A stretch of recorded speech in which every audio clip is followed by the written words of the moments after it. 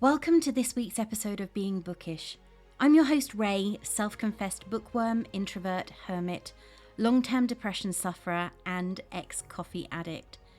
As you may be able to tell, this is another episode that is different to my usual ones. So let's get straight to the content you're here for and my interview with author Cathy Bramley.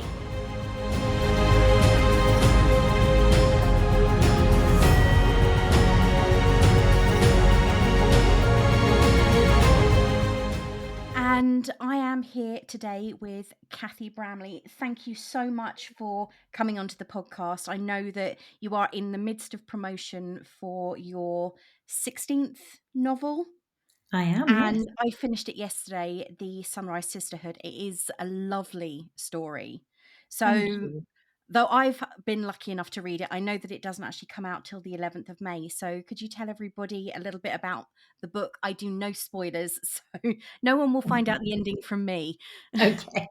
Well, I'm glad to hear it. I do no spoilers as well. You'll be unsurprised to hear. Well, thank you first for having me on. This is a real treat. Sitting in My my pleasure. in my little office, having a chat this time in the morning. It's quite early for everybody listening, whenever you're It is listening. But for indeed. me, it's a little bit. My dog is still in bed asleep. Actually, she hasn't even bothered getting up yet this morning. She's always the last one up. Oh, my cat Okay, was so awake at 5. oh, she's just like that. I mean, when I call her down, she's like a grumpy teenager. It's like, oh, do I have to get up? She's the first to go to bed and the last to get up in the morning. That So, sounds bliss. yeah, I know. Okay, sorry, we're sidetracking already, Ray. And you'll learn this about me, that you can ask me one question and I'll come back in 45 minutes and say, what was the question? Okay, so the book, I'm holding it up for the purposes of just me and Ray. It's called The Sunrise Sisterhood, and it is set in Salcombe, which is a lovely, lovely seaside town in South Devon. And actually, interestingly, it's the first time I've ever set a book in a real place. So all my other Wow. books have had fictitious locations in, but Salcombe is somewhere, and some people say Salcombe, and I apologise if you think it should be Salcombe, but I say Salcombe. It's one of those places that I fell in love with a few years ago, and the minute I went, I just knew there was something really special about it. It's just such a lovely town. It's set on the estuary, so it's not actually the sea, it's set on the estuary, but there are lots of beaches, which are lovely. So as soon as I sort of fell in love with Salcombe, I was like, right, okay, I need to set a book here. I just need to wait for the right idea to pop into my head. So this story is about a godmother called Liz, who runs a catering business in Salcombe. She did run it with her best friend, but her best friend sadly passed away. And she has two goddaughters who are half sisters, and they don't get on. They're estranged, really. They haven't seen each other for quite a few years. And both half sisters end up being in Salcombe with Liz, staying in the house at the same time for this one particular summer. And it's a summer of great change for all of them. For Liz, she's now got to pay back the loan that she took out 15 years ago for the business, and she basically hasn't been working. So that's a big struggle. One of the sisters, Skye, has just come back from Africa, and she's got a lot on her mind. She's got decisions to make. And single mum Clare has had a baby, who's now 1, and she's struggling to let people into her life. She's very, very independent, and she's got to learn to accept help from other people. So there's lots of stuff going on there. There's also a man called Mike, who's both the girls' fathers. He's the one actually that's calling in the loan. And Liz has had a friendship with him for 40 years. She met him at university and they've been friends ever since. And each one of them has a very peculiar and difficult relationship with Mike. So he's a very important character as well. So it's really about these 3 women from quite different walks of life who are all connected, who don't see a lot of each other normally, overcoming obstacles and helping each other to overcome these obstacles and battles through the summer, over the course of one summer. So it's very much about the sisterhood. It's about women helping each other. It's about really living your authentic life and having the courage to be who you want to be. There you It's go. it is a lovely story. It Thank you. really is. I found it very interesting. Mike was one of those characters who at one point you described him, or Liz described him, as Donald Trump, which didn't make him come across as even more likable. No. And the way that he plays the two girls off against each other reminded me quite a lot of my grandparents. We didn't see our cousins very often. They were quite a lot older than us. And when we go to our grandparents, they would tell us, oh, well, your cousin's done this and he's done this and he's done that. And it's like, well, he's 16 years older than me. So, yes. And apparently, they did the same when our cousins visited. And because we didn't see them very often, we didn't discover this playoff until we actually, after sadly, they passed away because they were quite a lot older as well. And it turned out that they were doing the same to both of us. And it Hmm. seems that that's what Mike was doing with them, Yeah. playing them off Yeah, against he each was. other. He made Skye, I felt really bad for Skye, who Mm. felt like she couldn't, as you said, be her authentic self. And even when he was kind of manipulating Liz into helping Skye, and I use the term helping with inverted commas, Mm. he was very, very snide about it, I Yeah. felt. Yeah, he was. He's a man who's used to getting his own way, and he can be very strategic in the way he plays people, so that he gets what he wants. Yeah, And that did come across a lot. Yeah, but Liz, Liz has got a soft spot for him, and she sees, I think she sees some things in him that are, his redeeming features. So there were a number of times when, she has flashbacks to when he was a really good friend to her, and when he Yeah, looked out for her. So I think that, I've tried to get, because no character is all bad. no, And it's almost like you want to hate him, but I hope that I've brought in some little tiny things that you sort of like, okay, then I admit that wasn't too bad. That was, that was a nice thing. Because, to have a character who's just all black, sort of when you're talking about black and white, like completely one yeah, side or the other, you don't want black and white. You want, all the shades in between. You want to be able to see all the nuances of someone's character, because that's not realistic to be completely, no one's black and white, aren't they? They're somewhere in yeah, between. exactly. I think one of the things that struck me was when these three women come together and they're working together to help each other more than anything. If Mike had been a completely negative character, I sort of in my head envisaged these three women plotting around a cauldron to kill him off.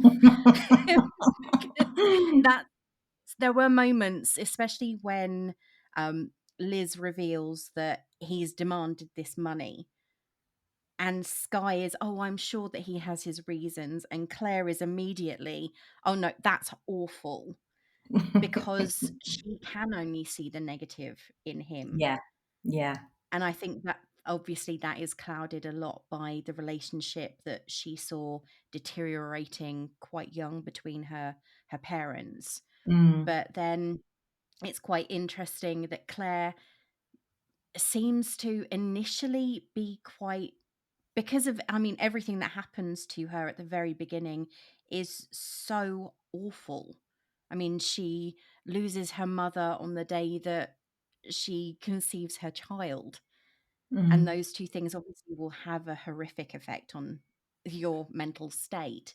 And then yeah, she sees Skye coming in and sees Liz as trying to replace her mum in her mm, business. And yeah, she is horrified at that. yeah. And my heart really went out to her at that moment, because she's been doing all these things and struggling on her own when because she didn't have the courage to reach out to ask for help. Yeah. Yeah, it's almost like not the courage. It's just like she was just really stubborn, and she didn't want to admit even to herself that she needed help. And I think that can happen to a lot of us. I know I'm the same. Somebody said to me the other day, she actually said, let me ring me, get in touch, and I was like, And I nodded and then went, well, we both know I won't. Because I won't, you know. I'd hate to sort of be a burden to people and sort of say, oh, actually, I really need help.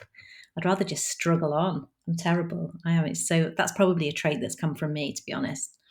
I think that's an independent woman trait. Yes, yeah. Because we do sort of think, well, I don't want to bother her because she's busy enough. So yeah, and I think when you're writing, Julie Cohen always says, "What's the worst thing?" Another writer, "What's the worst thing that could happen to your character?" And then make that happen. And so, as an author, you really have to sort of take a character and then throw everything at it, and and try not to be too soft. You've got to really go at it, and because a reader wants these sort of oh no moments, and then oh phew Absolutely. moments. So that's why you break her arm. Thought you weren't going to give spoilers. That's not a spot. I think that is such an integral part of the plot, It is. because It that is. is the moment that makes her vulnerable and Yeah. makes her Yeah. realise that she She can can't ask for manage. help. Yeah. Yeah. Yeah. She So has is to. that why you did it?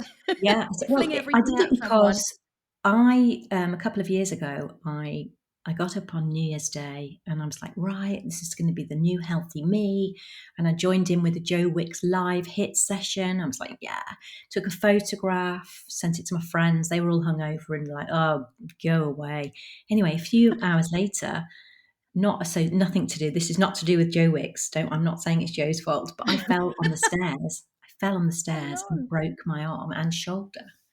I literally, Oh, God. that we've got stairs that sort of, as you go up the central staircase, you can go right or left. So there's like 3 extra stairs each side. And I Yeah. thought I was on the bottom, like the flat bit, but I wasn't. I was one step up.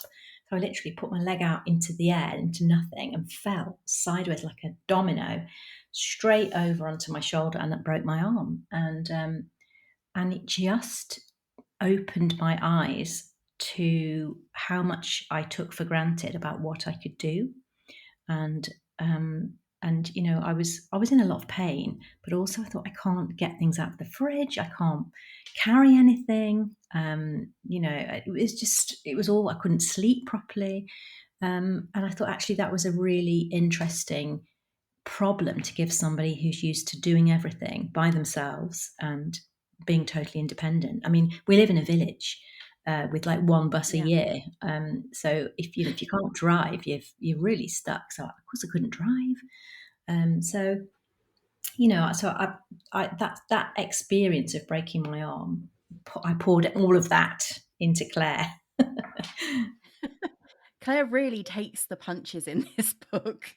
But I She think does. that is, yeah, that makes her character so much more relatable though, and so much more human, because in the beginning she is not superhuman, but she does everything for herself, Mm, and she feels that mum guilt. I think a lot of parents do feel when they have to support their family and go out to work, and she leaves her daughter in the nursery a little bit too long because there is nobody else.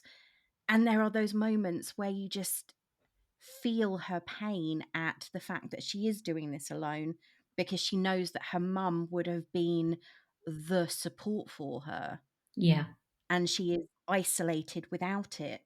And when she breaks her arm, it's all of a sudden, I've got to ask people for help and I don't want to. And you can almost see that reluctance in her, yeah. which is, especially because her sister is there going, I'll help you. I really want to help you. Because while Claire's had that resentment and Skye's had oh, your sister is perfect from her dad, she still wants to be there for her sister. Mm, yeah. Well, And I she's mean, their tried, story hasn't she, together over is the years incredible. she Yeah. has tried to, I suppose she held her sister up on this sort of pedestal. Skye was, for her, Claire always had the things that she wanted. But funnily enough, Claire thought that Skye was the one that got everything that she wanted. But so it's like the birthday parties, Skye would have these amazing Yeah. children's birthday parties, and Claire would just have a couple of friends round for a pizza. And actually that was just what Skye wanted. But her parents were all about the showy parties. And so it just goes to show that the grass is always greener, but sometimes you want the simple things. What would have made you happy would be to stay at home with a book and not go out and have a party. So Well, that sounds perfect. yeah, I know. As I was saying, I was thinking, oh, ideal birthday. Yeah, So that does sound like a perfect birthday, actually. yeah, it is my birthday. My birthday's a lot, actually. I do like that on my birthday. I've always had a rule because my birthday is the 29th of August, which is always around the bank holiday. And as a child, I was obviously never in school for those days around my birthday. And so I've I've never gone to school on my birthday. I've never gone to work on my birthday if I can help it. So I always, when I was working for employers with proper jobs, I would have the day off. And I always keep it that way. I never work on my birthday. So My that's my birthday's around Valentine's Day, so it's always half term. So I've plan. done the same thing. I always book my birthday off as well. So it's nice and relaxing, and normally it is a museum or a book, or this year it was recording podcasts while drinking a lot of prosecco. Oh, does that mix? Not really. Apparently, it made for an interesting listen, I think, for the audience who'd never heard me on Under the Influence. But when I listened back to it myself, it was, oh, okay. It's a little bit too bad. But I think the one thing, obviously, with the contrast with the birthdays, I think the biggest one was the BMX and the pony, Yeah, because Skye did not want that pony. no. And Claire's But BMX bike was secondhand, and then she sold it again and made even more money on it. So I think that there's just the contrast in the way the girls were brought up. So although Claire does get a lot, as you say, she takes the punches. She actually had her mum, gave her a wonderful childhood, and they had a really close bond. Whereas Skye didn't have that with her mum. So or or either of her parents. So it evens out. It evens out in the cards they were dealt. it does. Her mum was almost a footnote in the book. It's like throwaway. Her mum, Frankie, sort of Yeah, is a, a presence in Skye's life, but she isn't really there because she was never even really that interested in no, having children, it seemed. no. And then after her and her husband split up, she was more interested in what the dad was up to. She would ask Skye to spy on the dad and feedback. So that's what she was interested in, rather than in Skye's life, which is a shame. It's not nice to feel that you're not important in your mother's No, life. absolutely not. I mean, that's the one thing it seems Ivy is getting from everybody, is the attention that they seem to have needed, that obviously Claire got from her mother, but she didn't get from her father. And I think that was the thing that Claire didn't want to have for her daughter, but at the same time, she was giving her everything that her mum had given her. Mm, Ivy was so cute. yeah. Ivy, yeah, I loved Ivy. In fact, my editor Sam Eads has got a baby. Well, she's 2 now actually, but because my own children are like 23 and 21 now, so I'd ring Sam and say, "Can Ivy can Ruby do this?" And she'd say, "Yes, she can do this, and she's eating this, and she's saying this, and these are the noises she makes." So that was quite interesting to sort of compare a real life child and get those in. So I've seen one review, and someone has said, "Oh, you can't give children raisins," I think it is. And I remember at that age, because she's 1, but I remember when Isabel, my youngest one, was 1, and I used to work for Mary Berry. Interestingly, random fact. So Wow. I had a PR company, and we used to do Mary Mary's PR because she has a range of salad dressings. And I was at Mary's house, and I was talking about what were we talking about?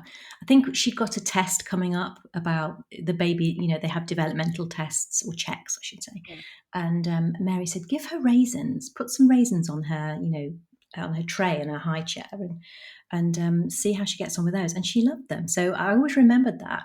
And I put this in the book, and someone said, "You can't give children dried fruit," and I thought, Mary Berry says you can. And I'm going with Mary Berry. That's it. That I think that every child has different developmental. Oh my good grief! I couldn't even say the word. Stages, and they all grow at different. My sister has 4 children, ranging from 25 to 12. Oh gosh. Yes, very big gap. But I remember them all being very, very different as children, Mm, even though obviously brought up in the same household, but very, very different with how they reached the different stages. And mm. reading Ivy, the everything that she did was just so cute and adorable. And she was kind of in a way, the comic relief from all of the seriousness that was going on because she wasn't aware of it all, That's being right. a Yeah. nearly Yeah. 1-year-old baby. And she connected them all as well. She was able to connect them in a really happy way, whereas Mike was the one that connected them in sort of quite a negative way. So I wanted that sort of like this new life, this new relationship for them all. So Ivy sort of represented the future, if you like, as for the family, which I think is, you know, is lovely, isn't it? When you've got a Absolutely. child that can do that to unite you all. They all had also, I'm not gonna obviously reveal them, but they all had secrets that were kind Yeah. of the fact that they were keeping these secrets, it was almost like, "I'm gonna keep this to me, I'm not gonna tell anybody." And that was kind of bonding them as well, even though they were all very, very different. It was the fact that they were trying to hide them from each other that kept them close. Which I Mm. found quite interesting because obviously you have Claire with her secret after, and they all start at a party. I That know. party that party was incredible, and the scene where Claire snips over the cake. But yeah, okay, it has a tragic tragic ending, but it's those moments that are so human Yeah, because it just shows every single one of them can make a mistake. yeah, I think Liz is just struggling in general, yes, yeah, and that really comes across at that moment. yeah, yeah. I mean, Liz, you know, Liz has really, really missed her best friend Jen, who's Claire's mum. You know, when we sort of have words for losing our partner, you know, and that it's sort of expected, isn't it, that when you lose your husband, your wife, your spouse, your long-term partner, that you're going to be grieving, that you're going to really be suffering for a long time. But I think, you know, for Liz, the love of her life was Jen. Yeah. I mean, in a platonic way, you know, just friendship, but she loved her. And to lose her and to try and carry on without her, I think it just goes to show how deep those sort of bonds can go with your best friend. And, you know, sort of 18 months afterwards, she's still really struggling, but feels that she should have got over it. Is it that she feels she should have got over it or everybody else does? Well, I think Because she, Mike is the one who's really kind of, "Oh, well, you need to do this and you've got to do mm, that." And mm, Viv is kind of the woman who is pushing her to move on and restart the business. It's almost yeah. as though everybody else is expecting her to have done these things and reached these moments. Yeah, I guess yes, you're right. It is the others around her as well, but I think she feels, and then because of that, she's sort of taking that pressure on. Like, "Oh, I should have got over it by now." But I think, you know, with those scenarios, is like Viv, for example. She's a businesswoman who has done a lot of work with Liz in the past. As far as she's concerned, she's probably thinking, well, you know, you need to get out there, you need to work, you know, you've got to make a living. So she's in a way she is trying to help, although she is very pushy, as we know. Yeah, But very. I guess, I guess people are trying to, they're perhaps being a bit crass in the way they're trying to help her, because they assume that she needs to move on. But for Liz, she's really can't get over the fact that she can't run this business without her best friend, because they set it up together. It's called the Gourmet Girls, and they've always been the Gourmet Girls, and Gourmet Girl just isn't the same. So it's a really tough time for her to have to come to terms with the fact that something's got to change, and she hasn't wanted to change. She hasn't wanted to face that change. And of course, over the course of the book, she realizes what it is that she loves doing, and she can now start to see a future for herself, which she hasn't been able to do prior to that summer. And she also stands up for herself as well, She which does. was which was brilliant to read. I have to say, the fact that she finally said no, Yeah, and and actually took a stand that was right.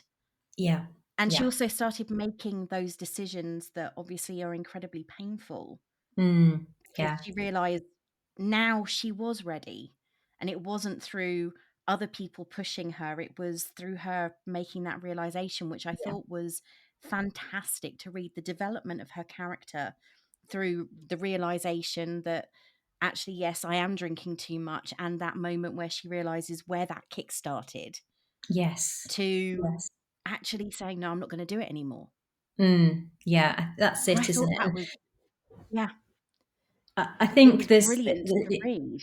it's quite a thing for, in life, that, you can say you want to change, or you can accept that you need to do things differently, until you actually make that decision that you are going to change, that this is the day one of the new me.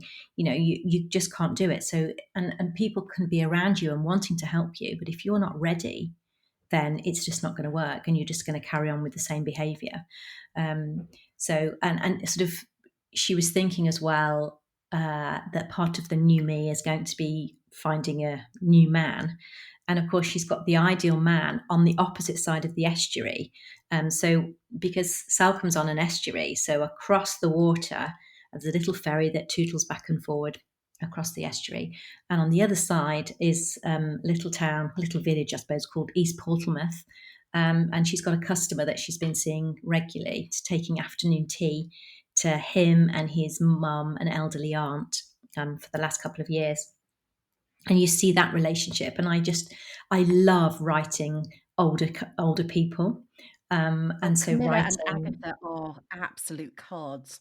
yeah, I just love how, I just love putting older characters in, because they just say exactly what they want. They've got to that age where they're just going to say it. Then they're just going to say it. They They don't don't care.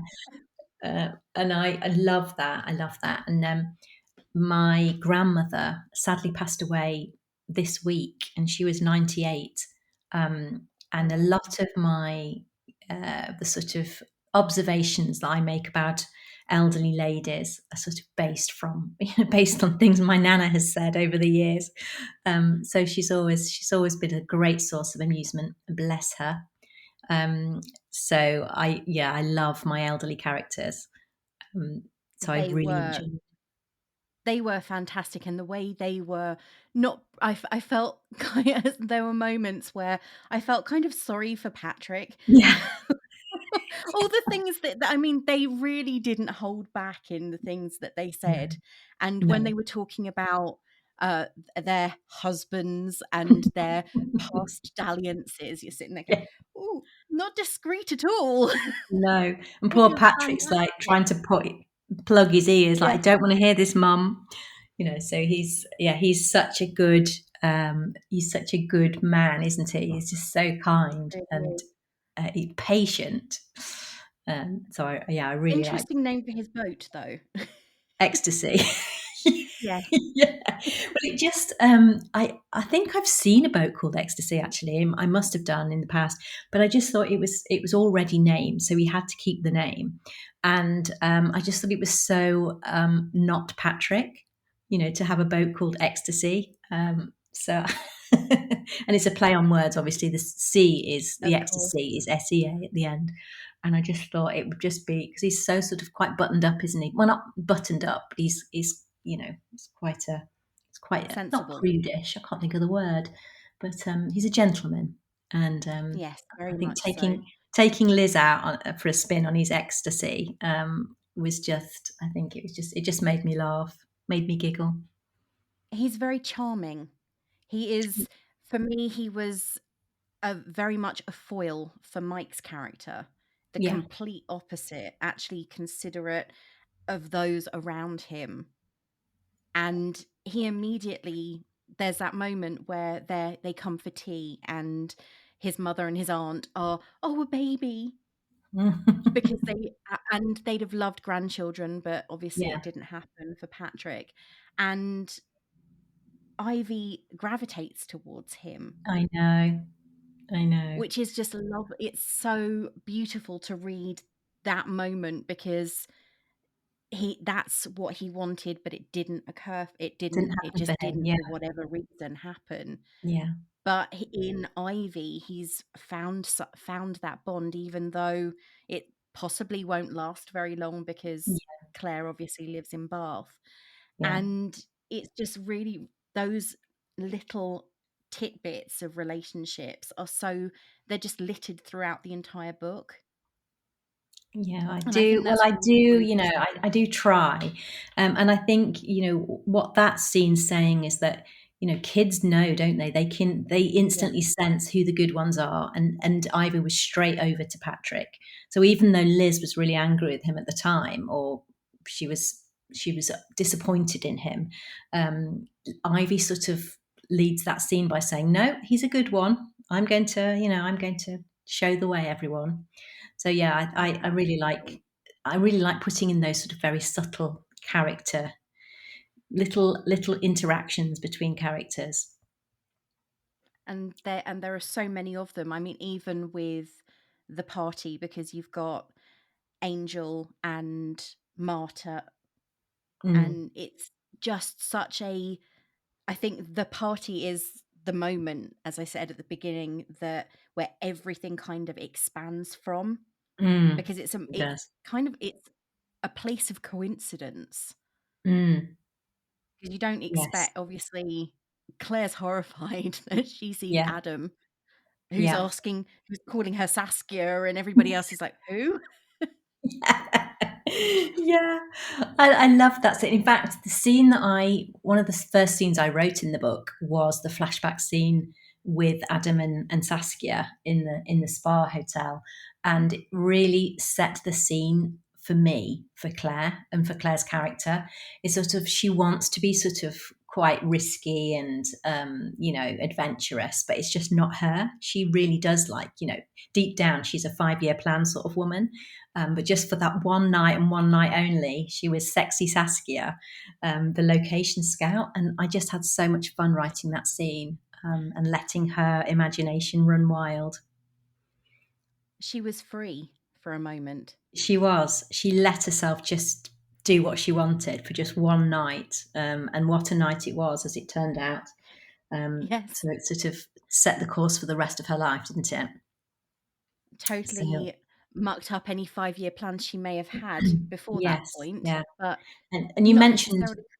Yeah, you mentioned Marta there. I mean, Marta is another character who I really enjoyed writing.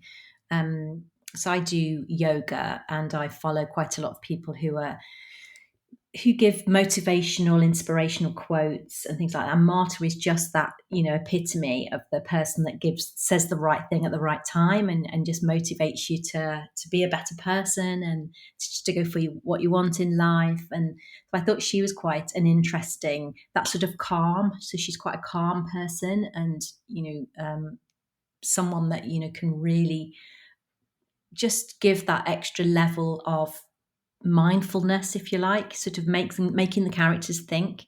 And so I really enjoyed putting her in and getting her in the car with Liz and, on the beach with doing beach yoga with Skye. So I really enjoyed her character as well because for me, doing sunrise yoga, oh God, on the beach, it's just amazing. I mean, I'd like to do it in somewhere warmer than Devon, to be honest, but I could just imagine it. And the beaches that I've mentioned in the book are beautiful, beautiful beaches. There's South Sands and North Sands, and then there's the beaches on the opposite side of the estuary as well, which are also beautiful. So I think there's lots of vivid imagery in the book that's going to make people want to sit down and take deep breaths of sunshiny air. Oh, absolutely. I think that that was one of the things, that the beach seems to be a place of massive calm for all of the Mm, characters, yeah. because that's where they go for, I think, for some of the most important moments in the book. Yes. And Marta is, as you said, she is the calm, and she's exactly who Skye needs at Yes. that moment. She is the peace and the tranquility that Skye has returned to home to Mm, find. yeah. And when you She discover the grounds her. reason why, yeah, Yeah. Yeah, she grounds her, and just she makes it feel like home to her, doesn't she? And I think yeah, Marta enables Skye to feel that this actually could be a life, that she could actually, develop a life here, because she'd been living in Uganda for 5 years, but she'd always felt that it was temporary, and she didn't really know why. But when she comes back, she's like, why am I back? What am I going to be doing? What's my future going to be? And it's really through meeting Marta that she is able to see and sort of envisage a future for herself. So, so Marta has quite an important role in the book. And I thought that'd be really nice. I've not done a yoga teacher before, and I know a lot of yoga teachers, and I just thought, they're such lovely, calm people, with such positivity. And I thought it'd be really nice to put her in the book. I did yoga on the beach once when I was on holiday in the Dominican Republic, because Oh I live yeah. on a, yeah, the I don't know if you know, Worthing Beach is mostly pebble Oh, until that would not be comfy. until the sea goes out, until the tide goes out, it is very much pebble beach. Yes. So it's not a case of you can go there and do yoga. It's quite uncomfortable, Yeah. but the beach on the Dominican Republic was nothing but white sand and turquoise Oh, ocean, so it was beautiful mhm. to look out on. But it's not something you can really continue on the beach in No, Worthing. no, no. But there are lots of places in the UK that do beach yoga. In fact, I think Veronica Henry, another author with Orion, who's got her new book out, 30 Days in Paris. Yeah, Um, which is she fantastic. she does yoga on the beach sometimes, and I think I did look up her yoga teacher for a bit of inspiration for that one as well. So yes, it Yeah, can be done. it is a that's the thing. There is a lot going on in the book, but there are also those moments of peace and tranquility that you get when the characters have that sense of, I know where I'm going, and I Mm, know what I want now. Yes, there are yeah. the frantic bits that get them there, but they have that realization. And that's what I really enjoyed about the book. Yeah, I loved all the action and everything that got them to those places, but I liked that moment when they go, "Yes, I know what I need to do now," Yes. because Yeah. it felt relatable. Yes, and that's the whole point, really. I want to have a story which is, it's slightly larger than life, but it also needs to feel relatable. And life isn't one massive crash, crash, crash. There are those quiet moments where you're just by Yeah. yourself and you're thinking things through, and those are really important. They're just as important as the big conflict moments. Is those little moments of quiet and me time, just time to reflect and think. And right, okay, this has happened, this is what I think, and this is what's going to happen next. So I think those are just really important in fiction, but in life as well, aren't they? And my books are meant to be a reflection of real life, but hopefully not quite as dramatic. I was going to say, I don't think anybody is sitting there going, "Yes, I want all of these things to happen to me in one go." No, nobody wants to break their arm, I can assure you. But thank heavens for morphine. That's all I can say. Yes, Claire definitely seemed to benefit from that at times, Yes. and I've only ever broken a toe, and that was painful enough. I've broken a toe, I must admit. But yeah, the arm situation was another level of pain. But anyway, And also the inconvenience of it as well, all the things that you can't do. yes, yes. Because I don't think I think that's one of the things when you do something that you kind of like breaking your arm or spraining a wrist or anything else, you don't seem to realize until that moment all of the things that you actually rely on two hands for. Yeah, and yeah, you can't do your bra up. I mean, that's a big thing. Getting your bra on is is very tricky. So Or that was tying up your bikini top. yeah. Well, I did. I actually did. I mean, I put it in the book that she had this bikini top, and that's what I did. I ordered some little string bikini tops and put them on under my clothes, just so I mean, they didn't really do much, but I just it made me feel better. So yeah, I've got all these random bikini tops in my wardrobe now from the days It's a when little I bit of a little bit of sort of comfort and familiarity, I yeah. suppose. Having that tiny bit of support. Yeah. Yeah, you just sort of feel that, you're not completely loose and fancy free. No, but I think that's the comfort aspect. The reassurances. Yeah. With this is your 16th book since 2015. That's right? Yes. Well, my first book that I published was actually 2013, so I'm 10 years into it now. So I self-published my first book, Conditional Love, in October 2013. And then it was republished by Transworld a couple of years later. But my first book for Transworld, who was my previous publisher, was Ivy Lane, and that came out in ebook in 2014, paperback in Oh, 2015. So yeah, so it's been officially 10 years of being a and writer. it's almost 2 books a year then. Yes, yes, it is. How do you get 2 books I written don't. in Do a you know what? I year? don't know, but I'm going forward. I'm pretty much going to be focusing on one book a year, because I'm trying to pack more into more, go dig a bit deeper into the I emotions, mean, and it's this book was quite big because it was yeah, 440 pages, I think. yeah. Did you get a proof?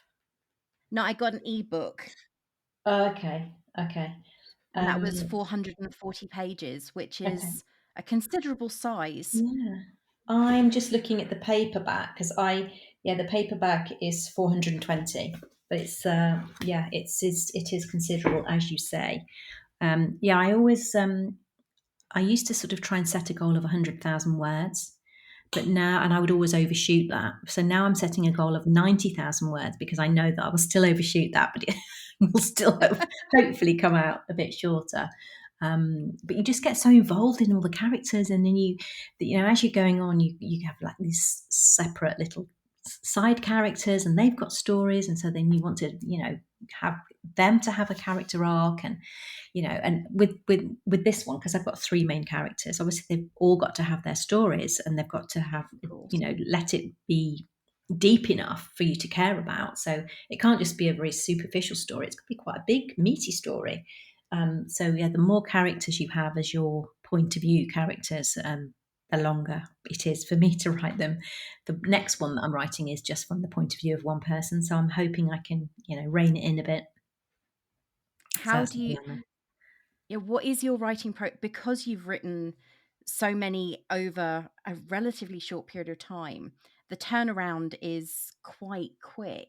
So how do you go about planning do you plan the story out in detail before you write it, or do you write it and then go, "Oh, that's a really good idea. I better make a note of that." I do plan. I have a plan before I start, and I work quite a lot, quite spend a lot of time on the planning of the novel. But what happens once you actually start putting the words down on the page is it's that plan will change, and you realize actually what I need here is a bit more of this, and I hadn't really thought what the character was going to be thinking here and what's she getting out of this. So it's a movable, it's just a movable feast really. So I have a plan, but I'm very flexible with it. I don't make myself stick to it because new ideas come as well all the time. So I can have, initially when I did the synopsis for this book, there was quite a few differences. So as you write, it changes, and it's quite an organic process. So you've got an idea, and the ending's still the same. You've got an idea, and you're going towards that ending, and you're sort of writing away, and you think, "Oh God, that's such a brilliant idea. I'm definitely going to do that." Then you have to stop and go back to the beginning and incorporate that idea. So I plan, but I'm also don't make myself stick to it rigidly, because that's not really creative. So I do allow new ideas to come in and change it. So I'm writing a new book now, and I've got a chat with my friend Isabel Broom, another author, later on after we finish Yeah. speaking. So I've got a question that I'm not happy. Well, I've got something I'm not happy about. So we're going to talk that through, and I can work out the way forward. There's always a room for manoeuvre in the plan. That's not bad. I think that's the way that's life though, isn't it? You Yeah, go unfortunately, you can't go back to the beginning and go, "Well, actually, don't like that bit. Can I change it?" But yeah, you can adapt as you go on. So I think that is interesting. I think that some authors I know, I mean, I used to write, I don't anymore because I'm doing this, but I used to write quite a lot, and I'd write such detailed plans out that I'd written myself into a corner before I even wrote the story, yeah, which is yeah. quite frustrating. Have you ever written yourself into a corner and gone, right, okay, so what did I do earlier on that I shouldn't have done? Or do you just go, right, I can figure out a way out of this? I don't normally write myself into a corner because I will always sort of when as I'm writing, I will always have the next sort of 3 or 4 chapters loosely in my head, like what's going to come up. And I have written when I wrote the Lemon Tree Cafe a few years ago, and I just had a plan for that, and I I knew what I was doing. Started writing it. I got to 75,000 words, and I just thought, this isn't right. This I've now developed this character, and I just know she wouldn't do what I'm trying to push her towards doing. So I binged the whole lot and started again. Um, 75,000 words. 75,000 words, yeah, Oh 75,000. And my I God. didn't use any of them, but I knew the character quite well. So it was easier. So it was still the same character, but I just had a much better premise for the book, and it became my. I mean, honestly, I wept. I can't tell you how many hours I wept over all those lost words, but it actually became my first Sunday Times bestseller. So I sort of think, it wasn't wasted. That work wasn't wasted. It was a shame. It was a great shame, but it did get me to a much, much better book. And hopefully, I won't make that mistake again. But you just have to listen to 75,000. your inner critic. You have to listen to your inner critic as long as your inner critic's being sensible. Sometimes they can be too critical, but sometimes you just know if it's not working, it's not working. And it can be a small thing which you think, I can fix that. I can go back and fix that. That's fine. Or in the case of that book, it was a massive thing. And I knew it was never going to be right. And so it was far better. Start again, clean slate, page one. And I'm glad I did. I think that's the thing, isn't it? When you realize that moment, you've written that last word in it, and you go, "This is not what I wanted. This is not where it needs to be." Mm, And it's horrifying though, the thought of 75,000 words, because that's a lot of work. But at the yeah. same time, as you said, if it's not right, it's not right. Yeah, yeah, that's it. And I knew in my heart of hearts that it wasn't salvageable. It was just the wrong story for that character. So yeah, it is history. But I learnt a lot. I And as learnt a lot. and as and as you said, it's become that book has was your first Sunday Times bestseller, so the Yeah, rewrite was the right way to go. absolutely. Have you ever written something and thought, this could be amazing for someone else? Another character? Another No, character, I've not an never actual thought author. that. To Here you clarify. go. Have a book I've written for you. No, I've never thought that, because it is my voice. It's very everything I write is very much my voice, and everything that happens in the books are influenced by things I've seen, things that I've done, things that people have said to me, my experiences. So I think it is, although nothing is autobiographical, there are elements through those books that my friends would recognize, my friends and family would recognise, as either having happened to us collectively, or something one of them said. So there's a lot of personal. There is every book is a bit of me. So I can't imagine anyone else, being able to write, or wanting wanting to write it, frankly. But what about the stories you've written? Have you ever um, seen a character development and gone, this is actually not right for this character, but it would be right for a character that I'm thinking about for something else? I don't think that's happened to me. I'm very much when I'm into a book, I'm very into the book, and I don't really think ahead to future characters. I mean, when I'm in writing a first draft now, and the story feels around me all the time. I'm sort of in that book all the time.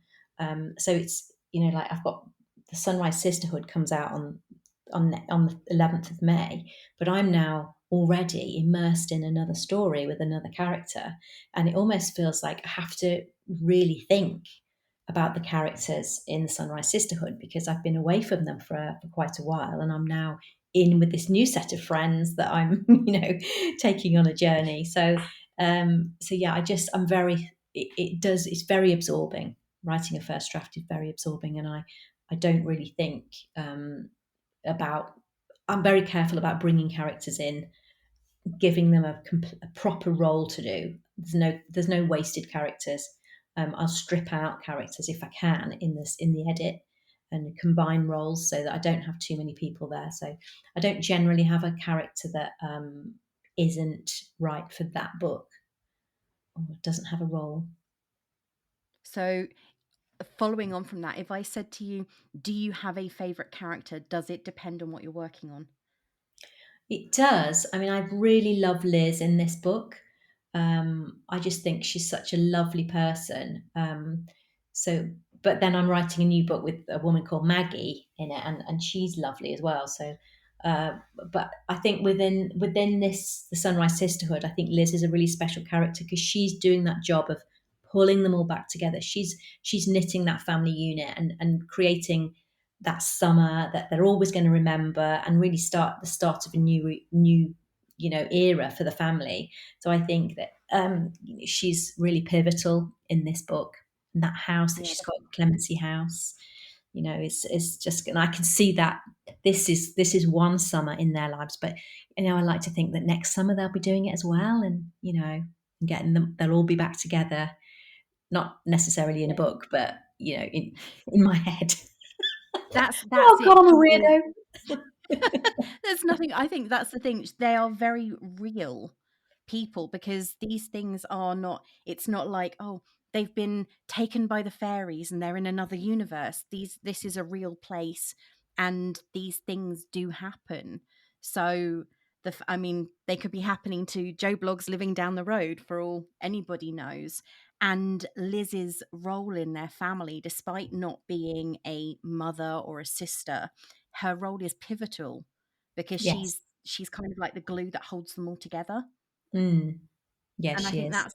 that's a massively important role to play in somebody's life, which is Yeah. fantastic to read, because Yeah. normally they're the people that kind of sit on the periphery Mm. and overlook everything. Like, she's almost like a fairy godmother, Yeah. but in Well, I real think life. godmothers just are such a great role in a family, aren't they? You can go to your godmother and sort of tell them the truth, and ask all the awkward questions you don't want to ask your real mother. Um, I'd rather my godchildren didn't do that, just if they're listening, because I have 3 of them. but I think that it can be godmother, and I think you can being asked to be somebody's godmother is such an honor as well. To think I'm always going to feel special about that child. They're always going to be important to me. So I think that's a really nice bond, a godmother and a godchild. And I think this book gives that relationship a bit of an airing, because it's not one we see very often in books. No, it's not, and it is lovely to read. It is. I half expected Claire to say, "Will you be Ivy's godmother?" to Liz at some point, because kind of carrying on the tradition, because she's Mm. almost like the grandmother that she hasn't got. Yeah, yeah. Maybe Skye will be her godmother. Yeah, because they have finally developed that bond, Yes. Yeah. which I think they both needed.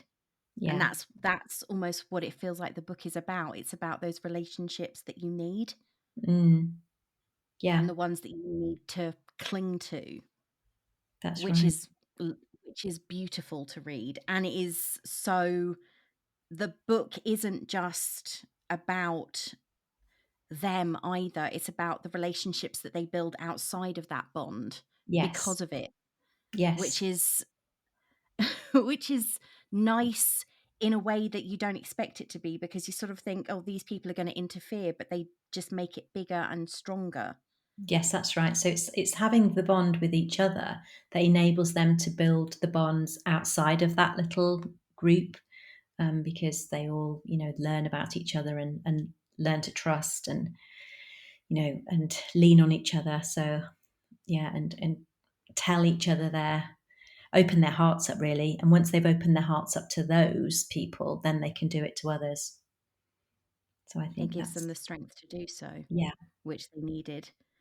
You've got, I know that you are obviously you are going to be doing something on the 11th to celebrate the launch of the book. Are you going to be doing anything else around that time to tell people more about the Sunrise Well, Sisterhood? you can join me in Waterstones in Nottingham for that event. I'm also doing a few others. I'm doing Newark Book Festival in July. I'm going to be doing an afternoon tea at Woodborough Hall, which is Nottinghamshire, as part of the Loudon Book Festival as well. So there are lots of things, but I'm always online. Instagram is my favourite now. I tend to be on Instagram more than anything else, but I'm also on Facebook. So yeah, lots going on, lots and lots going on. And an afternoon tea is a perfect tie into the book as well. Yes, it is, isn't it? Yes, good thinking. Yeah, so Millie Very much Johnson and so. Isabel. Oh, sorry, Isabel Broom and Millie Johnson will be at the afternoon tea as well. So we're sharing that, and I'm doing Newark Book Festival with Lucy Diamond, which will be delightful. Now, I think I've got Lucy Diamond's newest book on my bookcase at the moment. Oh, lucky you. Which I'm looking forward to reading. I think those are definite summer reads, and this one is one Absolutely. that is going to ease you into the summer months and wish it was sunny already. I'm going to post the links to your socials in the notes below, and thank you so much for coming on and talking about the book, because it really was an enjoyable read, and it's made me long for something that we haven't currently got. Sunshine. Yes, exactly. But thank you so much for coming on, Oh, and you're I welcome. really look Thank you. forward to reading the next book, which will be, I'm guessing, next year now. Yes, it will now. Yes, it will. Thank you so much. My pleasure. Thank you very much for joining me. Bye. Bye. Well, that's it for this week.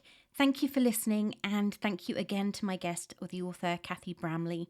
Her latest book, The Sunrise Sisterhood, which, as you can tell, is lovely, is out this coming Thursday, the 11th of May, so don't forget to buy yourself a copy.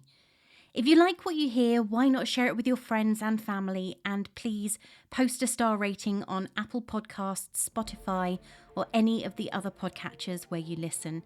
You can follow me on Twitter at being_bookish and on Instagram at beingbookishpod. Or you can check out my website, beingbookish.co.uk. Well, I've got a lot to get ready for next week, and a new book is already calling me. So until next time, this is me saying farewell.